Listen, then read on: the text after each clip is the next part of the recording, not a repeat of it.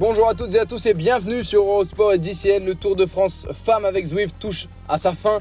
Dernière étape ce dimanche au lendemain du numéro de la démonstration de force d'Annemiek van Vleuten, la coureure néerlandaise de la Movistar.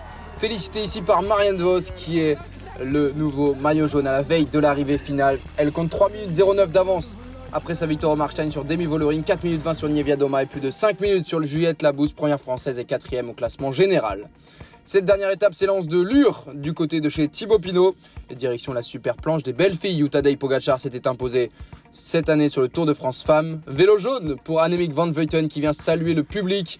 Et il y a du monde sur ce Tour de France Femmes avec Zwift, une vraie réussite populaire également à la télévision sur les antennes d'Eurosport et de GCN tout au long des 8 étapes de Paris, la Tour Eiffel et les Champs-Élysées jusqu'à la super planche des belles filles. Une montée gravel dans les derniers mètres, mais c'est une montée où s'était imposée surtout Elisa Longo Borghini en 2015 sur la route de France. On s'arrêtait alors à la planche classique et là après le passage du plancher des mines, on ira tout en haut de la super blanche. Avant ça, on montera le ballon d'Alsace qui pourrait créer du mouvement. Et regardez la super planche, ce passage à 20%, l'ancienne ligne d'arrivée, et puis le passage à 24% pour aller chercher la nouvelle ligne d'arrivée à 1140 mètres d'altitude.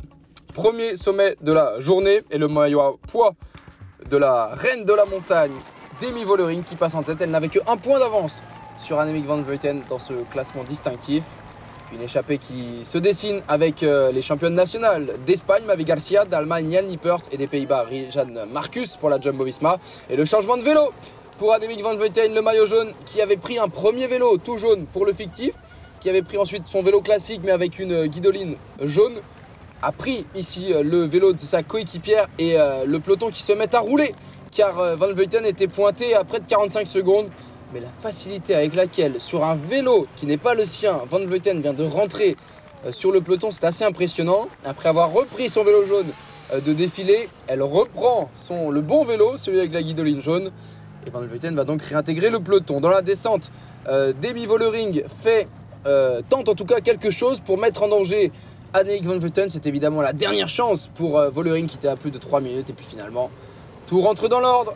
Et le peloton pointe alors à 1 minute 15 de l'échappée qui va attaquer la super planche des belles filles. Mavi Garcia, l'Espagnole, qui est présente dans le top 10 du classement général, essaye d'anticiper avant la montée finale. On voit également Rijan Marcus pour la formation de Jumbo-Visma, placé dans les 15 premières au Markstein, qui pourrait évidemment jouer un rôle intéressant. La formation Trek Segafredo d'Elisa Longo Borghini qui réduit l'écart avant la montée finale. Et regardez cette station de la planche des belles filles. Il faudra monter tout là-haut au terme de pourcentage extrême. Le pied de la super planche, 7 km, 8,7% de montée. Paulina Royakkers, la néerlandaise 10e au Markstein, qui accélère. Et le maillot blanc, Shirin Van Anrooij de la formation Trek Segafredo en difficulté. Elle qui devrait conserver sa tunique de meilleure jeune.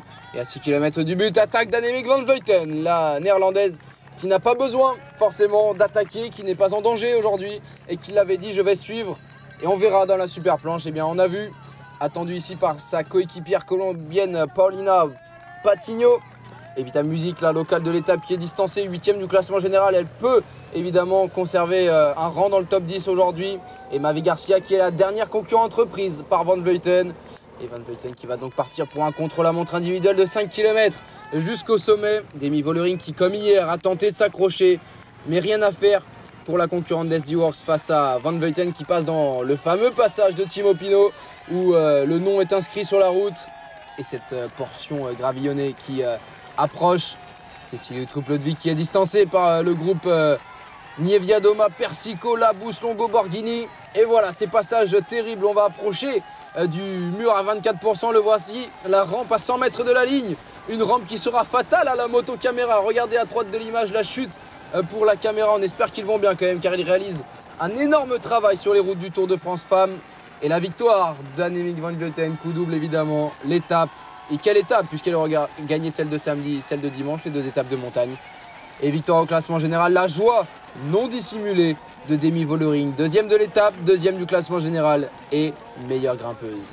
La 3e place de l'étape va se jouer entre Persico, Niewiadoma et Labous. Et ce sera Persico, la cyclocross-woman italienne de Valcaren Travel Service, qui devance Niewiadoma, 4e aujourd'hui, mais 3e du classement général.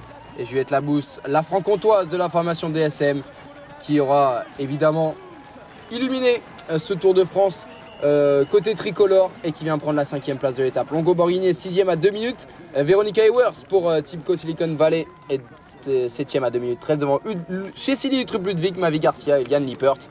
Le top 10 en 3 minutes, car les écarts, même en très peu de temps, ont été impressionnants en faveur d'Annemiek van Vleuten, qui domine évidemment ce Tour de France femmes avec Zwift de la tête et des épaules jusqu'au bout, même en changeant de vélo à de multiples reprises. Le classement général avec Van Vleuten, 3 minutes 48 d'avance sur Vollering, 6 minutes 35 sur Niewiadoma. Juliette Labous termine finalement 4e à 7 minutes 28 devant Persico, Longo Borghini, Uttrup-Ludwig et Evita Music, 2 Françaises dans les 10 premières. Veronica Ewers qui rentre dans le top 10 sur cette dernière étape, 9e, et la 10e place pour Mavi Garcia, 11e Elise Chabet. Shirin Van Onroy, la meilleure jeune, est 14e. Et Coralie Demey, 24e pour Saint-Michel, Aubert 93. Le maillot à poids sur les épaules de Demi Vollering avec 42,4 unités d'avance sur Annemiek van Vleuten. Le maillot vert qui sera remporté par Marianne Vos, le maillot blanc par Shirin Van Onroy avec une marge conséquente, 5 minutes 40 d'avance sur Misha Bredewald. Et la super combative de ce Tour de France 2022, ce sera Marianne Vos, vainqueur de 2 étapes, maillot jaune durant une grande partie de ce Tour de France. La meilleure équipe, c'est Canyon SRAM, emmenée par Kasia Niewiadoma, l'équipe Canyon SRAM qui devance la FDJ Suez Futuroscope de 14 minutes.